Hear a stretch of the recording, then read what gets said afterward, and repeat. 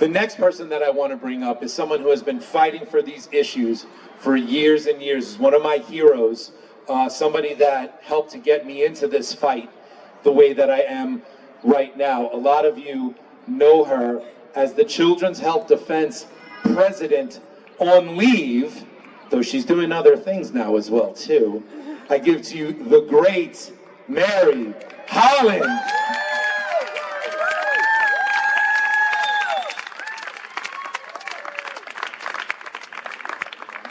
Michael, thank you so much. It's so great to be here and to see all of you. And as Michael and as our legislator said, this isn't a partisan issue. Everybody loves their children. Everybody cherishes freedom. So what just happened in that assembly room? How can we understand that those people love their children, those people cherish freedom, but they just passed through that committee two completely contradictory bills.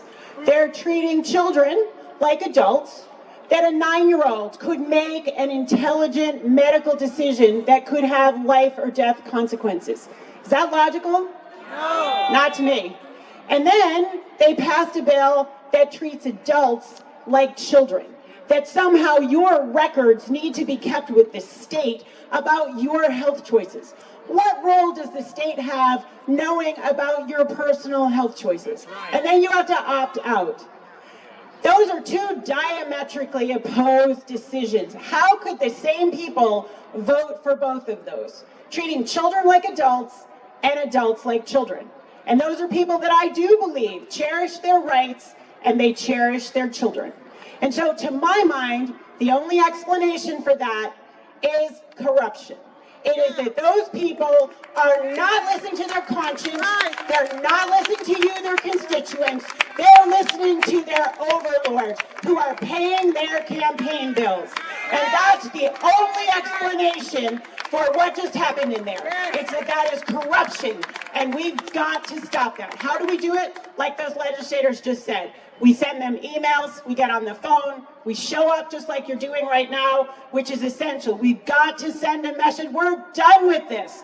We're done with this corruption. We're done with money and profits before people. And that's what this is about, is it's putting profits for those industries that pay their bills before our children and before us. So as Michael said, I'm on leave right now from Children's Health Defense. My heart will always be with this movement and with protecting children and with protecting our liberties that are fundamental human rights. But I am now involved in the political side of things. I'm not asking for anybody's endorsement, but I'm letting you know that I am working with volunteers in the Kennedy campaign. If anybody wants to reach out and be a part of that, and I hope you will, but it's completely up to you.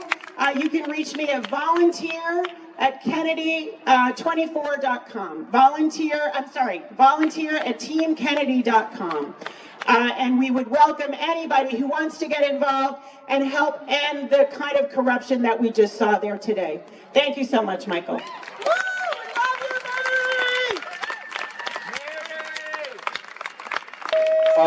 We have some breaking news actually, and just to talk about that, I want to bring back up Attorney Mary Holland. Come on up and let people know this. I forgot last time I was here. So, yeah, great. I forgot to talk about the fact that Children's Health Defense supported litigation against a very similar minor consent bill in Washington, D.C. And we won a federal injunction against that law. And we warned the city council. It's a little bit different. They only have one chamber. They only have a city council in DC. And we warned them, and we did Zoom calls, and we sent emails, and we had a huge amount of protests. But they went ahead and did it anyway. Congress didn't act. Congress could have acted over the DC City Council. They didn't. But then we brought a lawsuit, Children's Health Defense, together with parentalrights.org. And we won on 2 grounds in DC. DC still has a religious exemption right, thank God. We don't have that right now in New York. I know some of the legislators are working to reinstate that.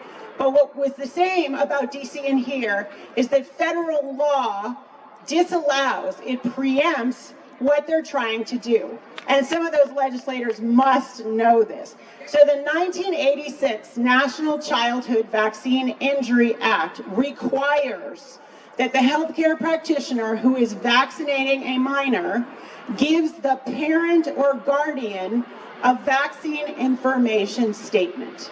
It is required by federal statute. Under our Constitution, federal law is preeminent over state law. So what they're contemplating, and we just learned that there is a same-ass bill in the Senate, so it looks like they're moving this forward.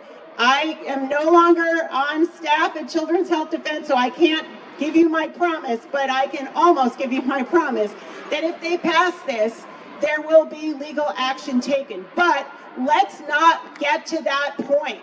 Let us send a loud and clear signal that it is for parents to make medical decisions for their children, not for corrupted politicians who are acting for money. Thank you.